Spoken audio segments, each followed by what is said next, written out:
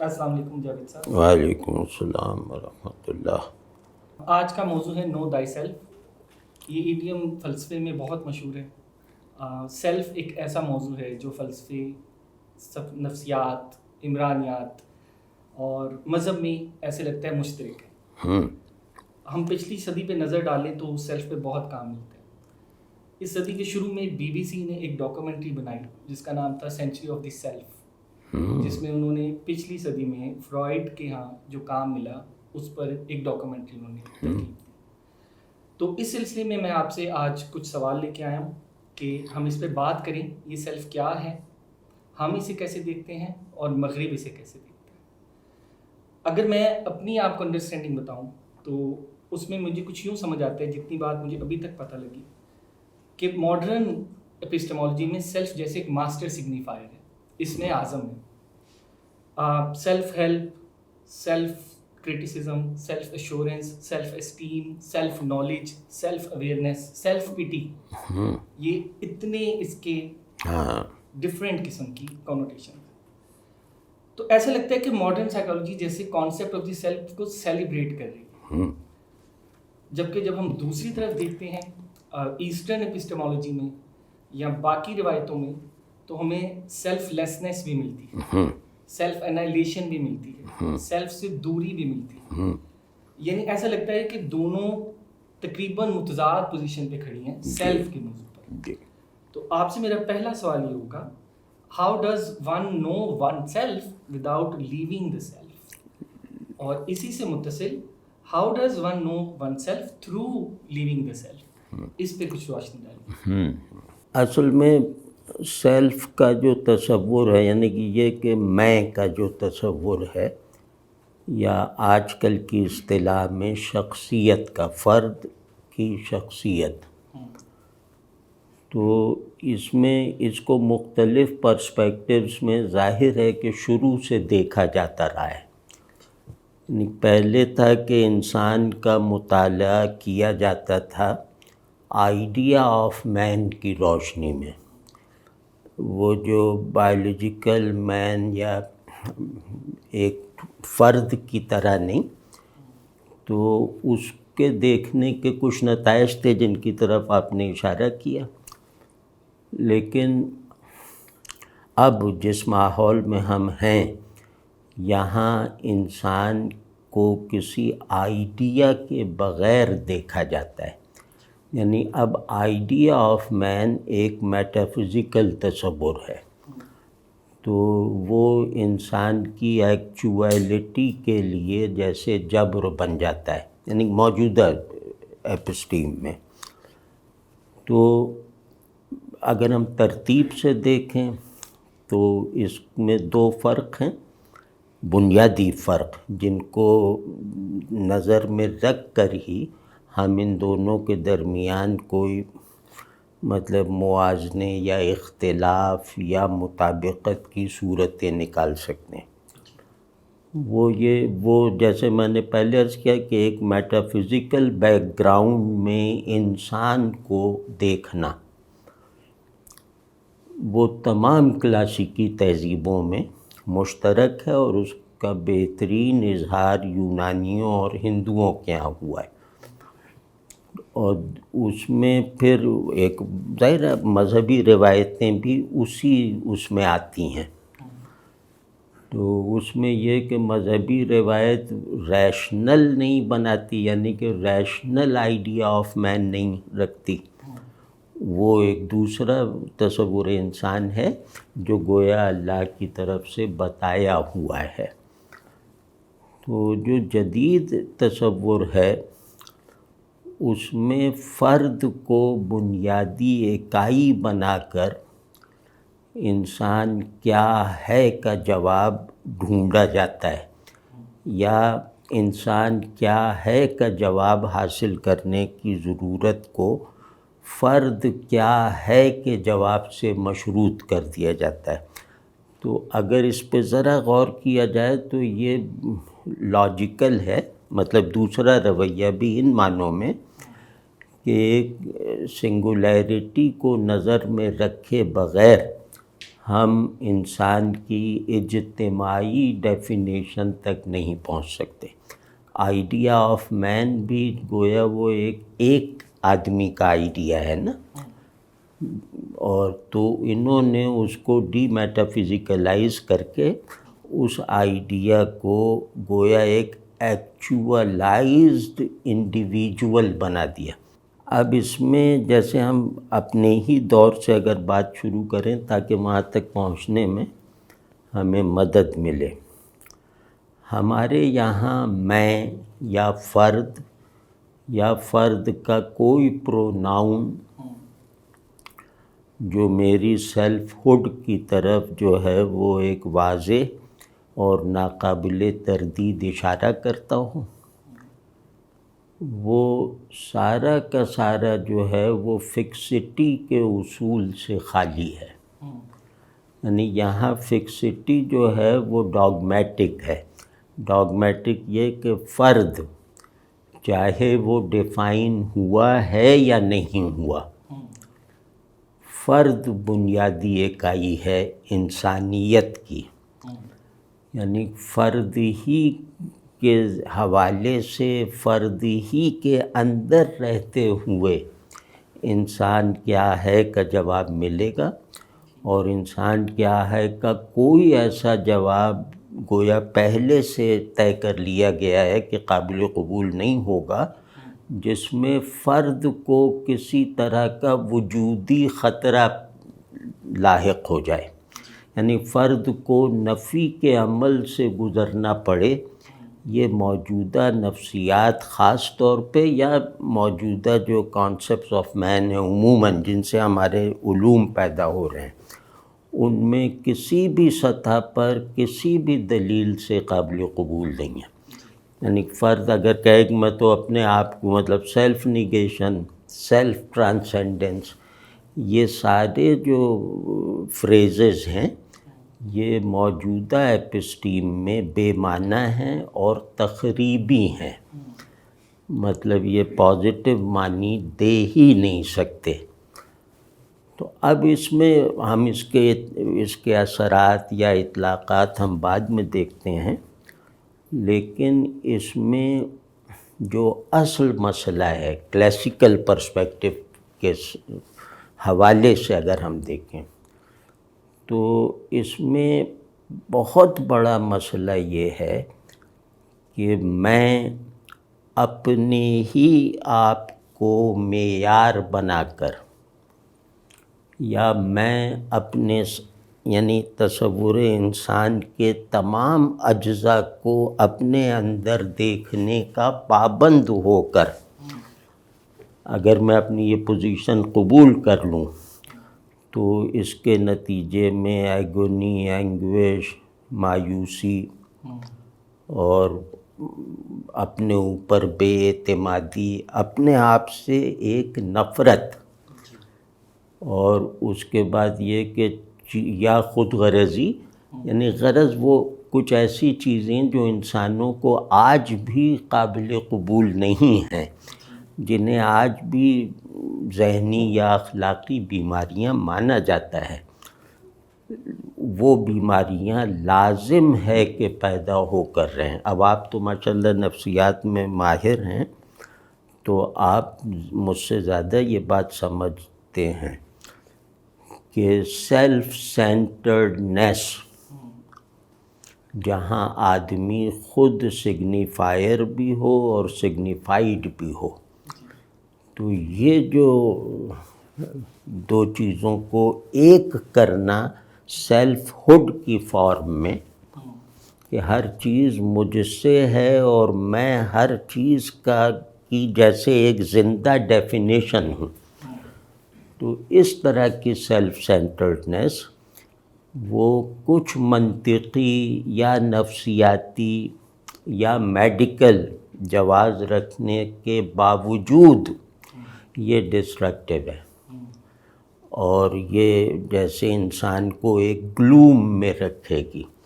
اور پھر ایک بہت بڑا جو معاشرتی نقصان ہے جو ہم دیکھ رہے ہیں، مطلب یہ میں الزام نہیں لگا رہا، مطلب اس کے پیچھے نفسیاتی دلائل یقیناً ہیں ہمارے پاس، جو آج کل سب سے زیادہ مضبوط سمجھے جاتے ہیں کہ انسان کیا ہے کا جواب تو اب نفسیات دانوں کے سپرد کر دیا گیا ہے نا. تو وہ بھی میں اس طرح کی مثالیں دے سکتا ہوں نفسیات دانوں کی، بڑے لوگوں کی، کہ جو اپنے آئیڈیا آف سیلف ہوڈ کو جبر سمجھتے ہیں اور اس میں رہنے پر مجبور ہونے کی حالت میں بھی اس سے مطمئن نہیں ہیں. تو لیکن یہ کہ وہ جو پرانا تصور نفس ہے وہ اب وہ اس کے اوزار نہیں ہیں، اس کی دوائیں نہیں ہیں، اس میں کاؤنسلنگ کی نہ کوئی طلب رہ گئی ہے نہ ضرورت رہ گئی ہے جیسے آج کے آدمی کے لیے. تو وہ لوگ وہ جو ہے وہ اختیار نہیں کر سکتے اور موجودہ تصور شخصیت سے مکمل طور پہ غیر مطمئن ہیں، اور وہ کوئی میٹا فزکس وغیرہ پہ یقین رکھنے والے لوگ نہیں ہیں. ان کے سامنے ایسے کلینکل نتائج ہیں جن کی روشنی میں ایرک فرام وغیرہ کی طرح، یا لاکان جو ایک وہ ہے اس کو بھی ماڈرنس میں ہی گننا چاہیے، اس کی طرح وہ تصور انفرادیت یا یوں کہیں تصور انا یا تصور من اس سے مکمل طور پر غیر مطمئن ہیں. اور اس بے اطمینانی کا سبب ہی سائیکیٹری کا وجود میں آنا ہے کہ اب جیسے ایک آرگینزم ہے میں، اور وہ باڈی پرنسپل پہ بننا اور بگڑنا اس کا ہوتا ہے. تو اب جہاں مطلب اس طرح جہاں تک نوبت پہنچ جائے کہ میرے ذہنی مسائل دوا سے حل کیے جائیں اور میرے ارادے کی رینج کو کم کیا جائے. اب سائیکیٹری پر ایک بہت بڑا الزام یہ ہے کہ اس نے آدمی کے پوٹینشیلز کو، سیلف کریکشن والے پوٹینشیلز کو بہت نقصان پہنچایا ہے. اس نے سائیکک امیونٹی کو بہت ضرر پہنچایا ہے. ہر آدمی میں ایک سائیکک امیونٹی ہوتی ہے جو تکلیف میں پڑے بغیر اپنا اظہار نہیں کرتی، جو ڈپریشن کے تجربے سے ہوشیاری اور نارملسی سیکھتی ہے، جس کو ہر وقت کسی اندرونی تضاد یا چیلنج کی ضرورت رہتی ہے شخصیت کی تعمیر کے لیے، جہاں وہ اپنے آپ کو نو کہنا سیکھتا ہے. تو اب موجودہ جو سائیکیٹری ہے الا ماشاء اللہ، مطلب اب تو تھیوری لیس ہے نا، تو سائیکیٹری نے ایک تو نفسیات کو اس کے علمی جوہر سے محروم کر دیا، اور بلکہ اب اس کا مذاق اڑایا جاتا ہے خود نفسیات کی تعلیم میں، یعنی تھیوریز وغیرہ کا. تو اب ایک تو وہ کر دیا، دوسرے یہ کہ میں ہونے کو زیادہ بائیولوجیکل گراؤنڈز فراہم کر دی یا اس پر مسلط کر دیا کہ میرا میں ہونا جبلت اور جبلت سے جتنا متعلق ذہن ہے بس اس پر ہے. یعنی میری خواہش اگر ذہن کی آمادگی کے ساتھ ہو جائے تو میں ایک نارمل آدمی ہوں. میرے اندر اگر گلٹ نہیں ہے تو میں ایک نارمل آدمی ہوں. میں اگر کسی سے محبت محسوس نہیں کرتا تو میں ایک نارمل آدمی ہوں. اور میری اگر لوگوں سے نفرت ہے لیکن اس کا کوئی ڈسٹرکٹیو اظہار نہیں ہے تو میں ایک نارمل آدمی ہوں. اب آپ ذرا غور کیجئے کہ محبت، نفرت، غصہ، ان سب چیزوں کو اتنا زیادہ میکینیکل، اتنا زیادہ اسٹرکچرل بنایا گیا ہے، اور خصوصاً سائیکالوجی اور سوشالوجی کی طرف سے، کہ اس میں آدمی کو اپنے سیلف کے بالائی حصے کو ایکسپیرینس کرنے کا موقع ہی نہیں ملتا، ساری زندگی نہیں ملتا۔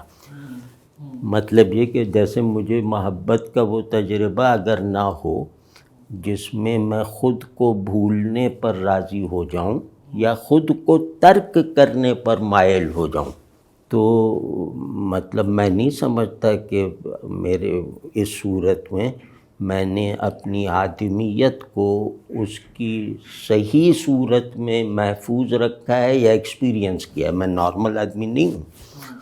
اسی طرح اگر کسی سے میری نفرت آئیڈیاز کی بنیاد پہ ہو اور اس نفرت کے مہذب اظہار پر میں قادر ہوں اور اس مہذب اظہار میں لاجک کی آمیزش بھی ہو جائے تو وہ موجودہ علمی روایتوں میں اجنبی نہ معلوم ہو، تو یہ دروازہ بند ہو چکا ہے۔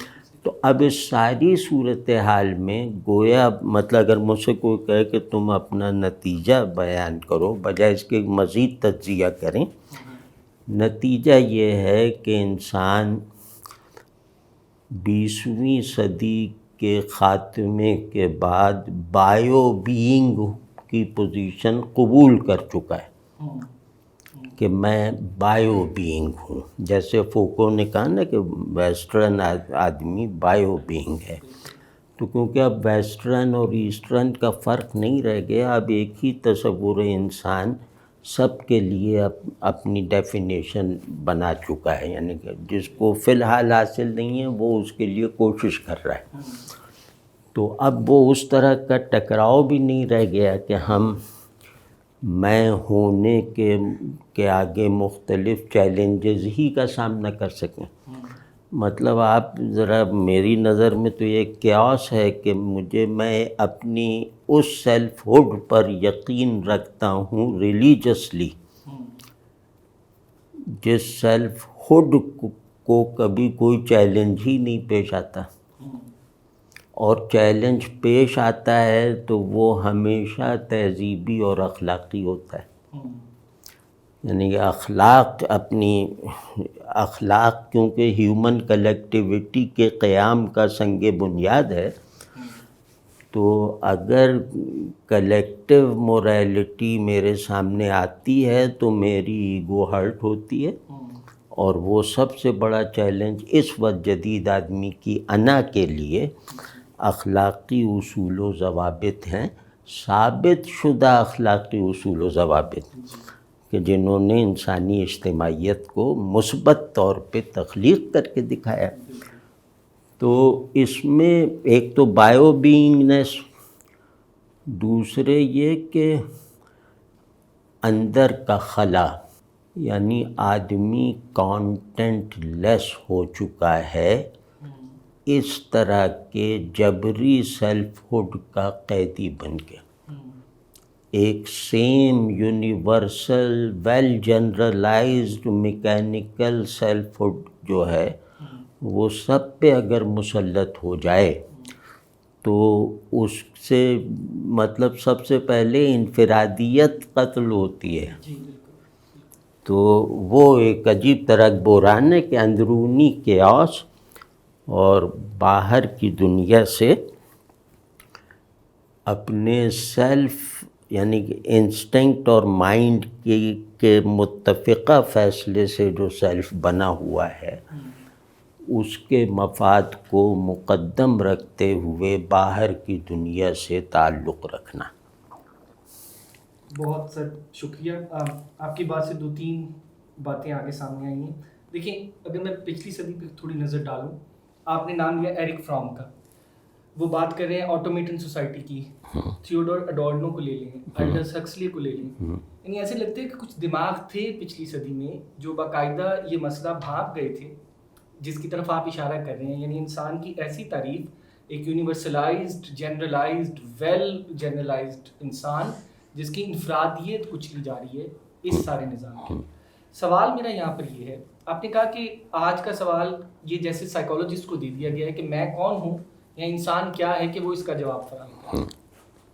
سوال میرا یہ ہے کہ فلسفی دان، فلسفے کا علم رکھنے والا آدمی جو کہ اپنی روایت میں بہت مضبوط ہے، چاہے وہ ویسٹ کی ہو، چاہے وہ آپ نے یونانی روایت کی طرف اشارہ کیا، یعنی ایک مائکرو کازم ہے، ایک میکرو کازم ہے، اور یہ ہمیشہ ایک ریلیشنل کیپیسٹی میں ایک دوسرے سے انٹریکٹ کرتے ہیں، جس کو آپ نے اپنی زبان میں کہا کہ میٹا فزیکل آئیڈیا کے اندر رہے تو تصور انسان مکمل ہوتا ہے۔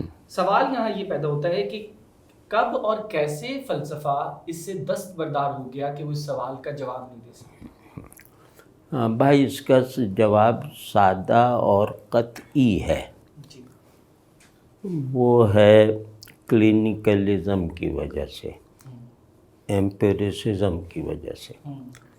جب دیکارت نے ایک ڈویلٹی پیدا کر کے دکھا دی ہر سطح پر، میٹا فزکس اور فزکس، حتیٰ کہ باڈی اور مائنڈ میں، وہ یہ جانتا تھا کہ مائنڈ میٹا فزیکیلٹی کی فضا میں رہے بغیر اپنے پورے امکانات استعمال میں نہیں لا سکتا۔ اچھا، وہ یہ جانتا تھا بہت، تو اس نے ان دونوں کو الگ کر دیا ایک دوسرے سے، جیسے بے نیاز پولز بنا دیے، اور وہ پولز بالکل الگ ہونے کی وجہ سے انٹریکٹیو ہیں، کوئی مناسبت کی وجہ سے انٹریکٹیو نہیں، یعنی کہ اس نے جو ہے وہ ذہنی اقدار اور اصول میں تضاد کا پرنسپل دریافت کیا۔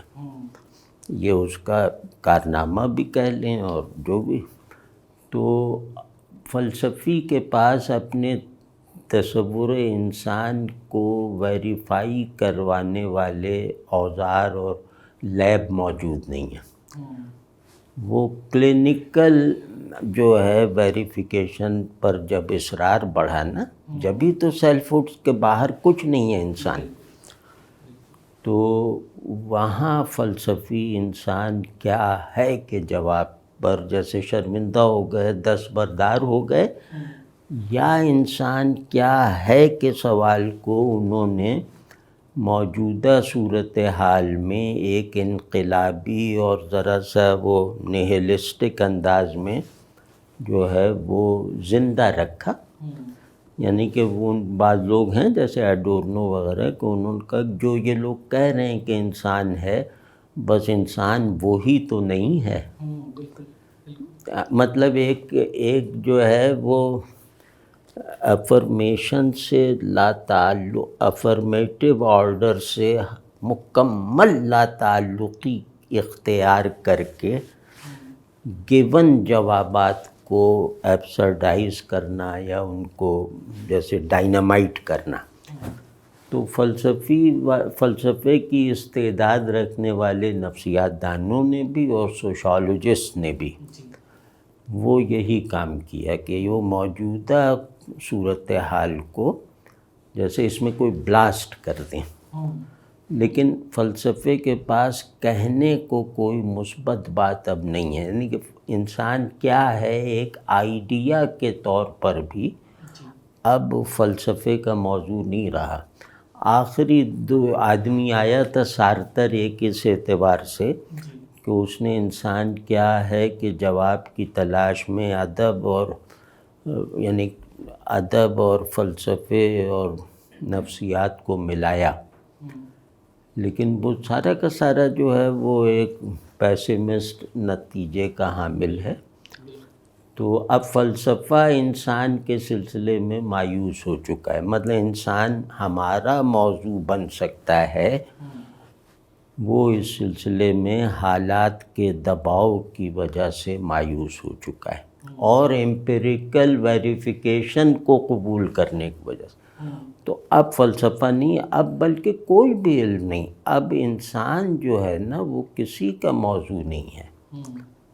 اس وقت انسان کا مطالعہ کرنے والا کوئی علم نہیں ہے، یعنی انسان کا اندر سے متعلق۔ اب انسان جیسے باہری وجود سا ہے، اس کو ہسٹوریسائز کرتے رہنے والے بہت سے اینتھروپولوجی وغیرہ پیدا ہیں اور بہت ابھی بھی چل رہے ہیں، لیکن وہ جیسے انسان کو ایک واقعے کے طور پر دیکھ رہے ہیں اور اس کے اندر آ جانے والی ان تبدیلیوں کا مشاہدہ کر رہے ہیں جو باہر سے آئی ہیں، جی جی تو وہ تو اب ختم ہو جائے گا، اب بلکہ میرا خیال ہے کہ ختم ہو چکا ہے۔ آخری جو آدمی تھا جس نے اس سوال کو اہمیت دی تھی وہ ایرک فرام تھا، نہیں بڑے تھیورسٹوں میں۔ جی ویسے کمنٹیٹرز بہت ہیں، آج بھی بہت ہیں جو یہ کہتے ہیں کہ یہ سب بہت غلط ہوا، یا جو بھی نوحہ پڑھتے ہیں، لیکن اس کو چیلنج کرنے والا آخری آدمی وہ تھا۔ بالکل سر، یہ بہت یعنی ڈرا دینے والا، آدمی کو حیران کر دینے والا نتیجہ ہے۔ نہیں کیا حیران کرنا۔ لیکن اس پہ اگر میں مزید آپ سے جاننا چاہوں، اس ساری صورتحال میں جس کا آپ نے بڑا اچھا خلاصہ کیا، میرا سوال وہی ہوگا کہ پھر آدمی خود تک کیسے پہنچے؟ ہاں دیکھیں، یہ سوال اس وقت ایسا ہی ہے کہ آدمی سورج تک کیسے پہنچے، مطلب اس پہ غور و فکر کو اتنا ناممکن بنا دیا گیا۔ جیسے آج ہے نا، کوئی کہے کہ میں سورج تک میں پہنچنا چاہتا ہوں، سورج پہ چاند کی طرح، تو ظاہر ہے یہ تو اس پہ غور بھی نہیں ہوگا۔ تو آپ جیسے ہی کسی بھی کلاسیسزم کا پہلو رکھنے والے کسی بھی آئیڈیا پر غور و فکر کی بھی دعوت دیں گے تو وہ اسی طرح اب جیسے ناممکن مان لیا گیا ہے۔ ایک تو یہ، اور دوسرے یہ کہ اس میں مذہبی سپورٹ تھی، وہ ایک طاقت تھی، یعنی مذہب کو ماننے والے یا خدا کو ماننے والے لوگ یہ ایک بہت مؤثر طاقت کی صورت میں تھے جو موجودہ تصور انسان یعنی کہ فرد اورینٹڈ تصور کے خلاف جیسے بہت بڑی ایک وہ لوگ بند تھے۔ تو اب وہ بھی نہیں رہ گیا، تو اب اس وقت جو ہے وہ یہ ایک جیسے وہ بائیو بینگ ہیں ویسے مذہب کے نام پہ بھی جو تصور انسان اب مانا بھی جا رہا ہے، منوایا بھی جا رہا ہے، تو وہ فوکو کے بائیو بینگ کی نچلی ڈگری ہے، وہ جبلت محض ہے، وہ گویا حیوانیت ہے۔ تو اب حیوانیت اگر آپ کی نظریاتی ضرورت بن جائے تو اب آپ سمجھ سکتے ہیں وہاں جو ہے وہاں حیوانیت پھر بھی کچھ اسٹرکچرز پیدا کرتی ہے، کیونکہ وہ ذہن سے خالی نہیں ہے۔ بالکل صحیح۔ مطلب ہمارا حیوان فرض کی اب عام بندر ہے، ان کا حیوان بہرحال چمپینزی ہے، تو وہاں تو ابھی کچھ عرصہ رہے گا یہ کہ ایک پردہ سا رنگین پڑا رہے گا، لیکن اب وہ ہوں یا ہم ہوں یا کوئی ہو، میٹا فزیکل ہو یا فزیکل ہو، کوئی بھی آپ کیٹیگری بنا لیں انسان کی، اب یہ سبھی خطرے میں ہے۔ اب انسان خود کو ڈی ہیومنائز کر رہا ہے اپنے بائیولوجیکل اسٹرکچر میں فنا کے امکانات کم کرنے کے لیے۔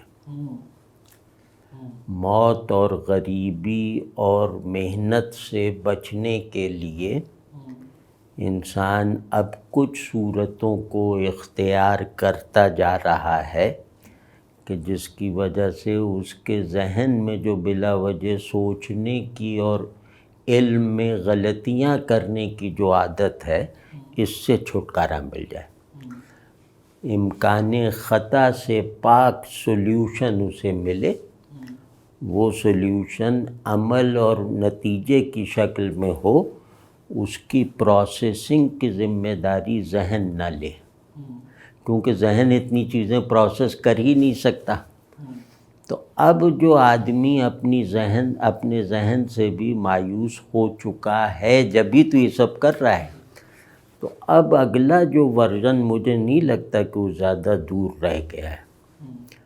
اب انسان لا انسان بننے کو اپنا ارتقا قرار دے رہا ہے. ابھی ہمیں نہیں معلوم یقین سے کہ وہ جو لا انسانیت ہوگی یا جو انسان کا ایک سائبر کنڈیشن ہوگی ایولیوشن کی، یہ بھی ایولیوشن ہی ہوگا اور یہ وہ اس نیچرل کنڈیشن والے سے بڑا ہوگا، کیونکہ اس میں پورے آدمی آئیں گے سب کچھ، اور اس میں سروائیول ناممکن بنا دیا جائے گا. تو اب آپ خود سوچیے کہ یہ اتنے بڑے رقبے پہ ہوگا، یعنی روئے عرض پہ، تو اس میں بس یہ ہے کہ آپ کا ذہن چیزوں کا نام وغیرہ یاد کرنے یا اپنی ضرورتیں ایجاد کرنے میں کام کرتا رہے گا. آپ مسائل کے حل سے بالکل لا تعلق ہو جائیں گے. آپ کا ذہن مشین کو اپنا مسئلہ بتائے گا اور اس کا جو حل ہوگا بس وہ ہے. تو چیزوں کی آبجیکٹس میں نالج نکل جائے گی، یعنی کہ اگر آبجیکٹ نو ایبلٹی یا مطلب چاہے نون ہو چاہے ان نون ہو، ان دونوں کیٹیگریز سے اگر نکل گیا آبجیکٹ تو آپ کے ذہن کی کیا ضرورت ہے؟ تو اب بھائی یہ ہونے جا رہا ہے، اور اس میں وہ لوگ اچھا فکر مند بھی وہی لوگ ہیں، ہم تھوڑی ہیں. تو ہم تو جیسے بننا ہوگا ویسی سب بن. اس پہ سر ایک بات، ایک سوسیولوجی والے عموماً کوشش کرتے ہیں کہ وہ چیزوں کا سوشیو ہسٹورک کانٹیکسٹ سمجھیں، یہ سمجھیں کہ جس حقیقت میں وہ اس وقت زندہ ہیں، جو ان کی سوشل ریئلٹیز بن گئی ہیں، وہ کس طرح وجود میں آئی. تو اگر ہم اسی ڈبیٹ کو دیکھیں تو لگتا یہ ہے کہ ایک خاص طرح کا جو سوشیو اکنامک سٹرکچر تھا، یعنی کیپٹلسٹ دور کا آنا اور ایک روتھلیس کمپٹیشن، اور اس میں سے جو ان لمیٹڈ پروفٹ جنریٹ کرنے کا جس کی طرف آپ نے اشارہ کیا، ڈی ہیومنائزیشن ٹرینڈ جو تھا، یعنی وہ اپنی آخری شکل لے رہا ہے. اب اے آئی کو دیکھ لیں، اس کی دوڑ ہے اس وقت، اور یعنی اس کے پیچھے اس کی طرف بھی جاتی ہیں. سوال میرا یہاں پر یہ ہے کہ کیا ہم یہ کہنے میں جائز ہیں کہ یہ سارا کچھ ایک پلانڈ قسم کی ایک ایکٹیویٹی ہے، یا یہ وہ جو چند انٹرسٹ گروپس ہیں ان کے گریڈ سے جنم لینے والا انسان کا اپنا اندر کا پیراڈاکسیکل ڈسٹرکٹنگ پیٹرن ہے؟ ہاں بالکل. یہ جیسے یہ میں نہیں سمجھتا کہ یہ جیسے پلان کیا گیا ہے کہ کوئی نقشہ بنایا گیا ہے تو وہ چل رہا ہے، ویسا نہیں ہے. یہ ہے تاریخی جبر. تاریخ اپنے جبر ہر جگہ اپلائی کرتی ہے.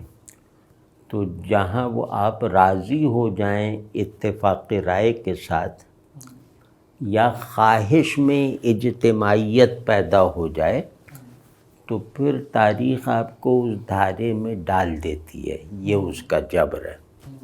اب آپ کو کچھ نہیں معلوم کہ آپ کی خواہش کیسے پوری ہوگی. تو کیپٹلزم نے نہ پوری ہو سکنے والی خواہشوں کو ہمارے لیے پرکشش بنانے میں کامیابی حاصل کی، اور ہماری خواہشات کے پورے نظام کو اس نے غیر حقیقت پسندانہ اور غیر انسانی بنایا. یہ بھی میں نہیں کہتا کہ انٹینشنل ہے، لیکن وہ جو لامحدود ملکیت وغیرہ کے تصورات ہیں اور منافع کی جو ایک چالاکی سے منافع حاصل کرنا، تو اس کے یہی نتیجہ نکلنا تھا. تو اب اس کا سب سے بڑا پروجیکٹ یہی ہے، جینیٹنگ انجینئرنگ، اے آئی کے پروجیکٹس، یہ کیپٹلسٹک پروجیکٹس ہیں، اور ان سے وہ کچھ ایسی چیزیں جنریٹ کریں گے کہ ہمارا دنیاوی فائدے کا تصور بھی بدل جائے گا. اب انہوں نے بھانپ لیا کہ کرنسی وغیرہ یا جسے آج کیپٹل کہا جاتا ہے وہ بہت دن تک ساتھ نہیں دے گا. اب وہ کسی اور کیپٹل کی فارم بدل دیں گے، اور اب سامنے نظر آ رہا ہے اے آئی کی شکل میں کہ منافع کا تصور بدل جائے گا، کہ مارکیٹ بدل جائے گی پوری کی پوری، صارف اپنی نفسیات میں بدل جائے گا. تو یہ ساری چیزیں بہت ہیں. تو یہ میرے خیال میں یہ سب اس وجہ سے ہیں. مطلب اگر مجھ سے کوئی بے تکلف رائے پوچھے تو انسان نے اپنے میٹا فزیکل فنڈامنٹل سے انکار کر کے یہ نتائج بھگتے ہیں. مجھے ہیومن میرا ایکٹیو سیلف یا ریشنل سیلف یا گیون مورل سیلف نہیں رکھتا. مجھے ہیومن رکھتا ہے وہی آئیڈیا آف مین جو مذہب میں مثال طور پہ بندگی کہلاتا ہے، یونانیوں میں دانش مندی کہلاتا ہے، عقل مندی کہلاتا تھا، یا اور جو بھی یہاں یوگ کہلاتا ہے. تو وہ جو ایک اپنے آپ سے ٹرانسینڈ کرتے رہنا اور اس کی اجرت طلب نہ کرنا، مطلب وہ افادی ایکٹیویٹی نہیں ہے. تو وہ والا ایلیمنٹ جب سے انسانوں میں سے ختم ہوا ہے، یہ مجبور محض ہو گئے ہیں. انسان کا سارا اختیار اس کے آئیڈیا آف مین سے جنریٹ ہوتا تھا. اس کی ایکچویلٹی تو اس پہ ظاہر ہے اس کو بہت سکیڑ دیا نا کہ میں کیا کر سکتا ہوں. یہ بہت زیادہ سکڑ گیا ہے آج کے آدمی کے لیے. یہ یونان کا آدمی بہت بڑے جواب دیتا ہے اس کا کہ میں کیا کر سکتا ہوں، میں کیا جان سکتا ہوں، اور سب سے بڑی چیز کہ میں کیا چاہ سکتا ہوں. آج کے آدمی کے پاس اس کا کوئی ایسا جواب نہیں ہے جو شرمندہ نہ کرے کہ میں کیا کر سکتا ہوں، اس کا بھی میں کیا جان سکتا ہوں، اور میں کیا چاہ سکتا ہوں.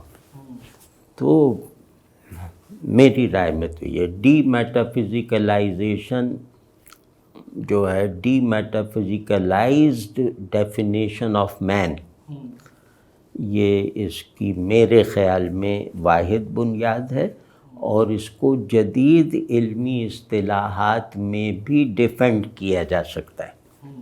یعنی ایک سائیکالوجسٹ اگر سامنے ہو نا تو اس کے سامنے آسانی سے ہم کر سکتے ہیں آج بھی اس کو ڈیفینڈ. ایرک فرام کو دیکھیں نا، اسے مجبور ہونا پڑا نا کہ وہ کیا، وہ جو thy self be as gods, تو اس میں اس نے میٹا فزیکیلٹی کو ایک پرماننٹ جو وہ کیا نام بنیاد بنا کے دکھایا. تو مجبور ہونا پڑا نا، وہ تو اپنی آئیڈیالوجی میں تو میٹا فزیکل نہیں تھا. جی بالکل. جاوید صاحب بہت شکریہ جناب، بڑی نوازش، بہت عنایت. و بڑا بھائی سوالات سے ہی لگ رہا تھا کہ آپ کی بہت نظر ہے. تو اگلی مرتبہ جو ہے نا، میری یہ آپ سے گزارش ہے کہ آپ تھوڑا سا اپنی بات ذرا پھیلا کر کریں. سوال کا جو پس منظر آپ بتائیں تو وہ، کیونکہ میرا بعض مرتبہ سوال میں سمجھ نہ پاؤں ہو سکتا ہے، تو اس کا پس منظر آپ ذرا سا بڑھا کے تفصیل سے بیان کیا کریں.